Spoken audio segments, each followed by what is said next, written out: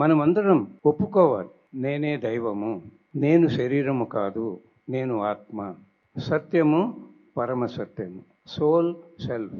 సత్యం అంటే నేను ఆత్మ, నేను దైవం అని అంగీకరించడం. పరమ సత్యం అంటే సర్వజీవ ప్రాణికోటిలో నిండి ఉన్న ఆ భగవంతుడు నేనే అని అంగీకరించడం. మనమందరం ప్రతిసారి ఏం చెప్పాడో అదంతా వింటూ ఉన్నాం, దాన్ని మనం ఆచరణలో పెట్టాలి. మనమందరం దిగి వచ్చిన దేవతలు, ధ్యానం నేర్పించడానికి వచ్చిన మాస్టర్లు. ఈ భూలోకం ఒక స్కూల్, ఈ భూలోకం అనే స్కూల్ టీచర్లే పిరమిడ్ మాస్టర్లు. మనమందరం చెప్పడానికే వచ్చాం. ఎన్నో జన్మలు ఎంతో సాధన చేసి అనంతమైన జ్ఞానం పొందాం.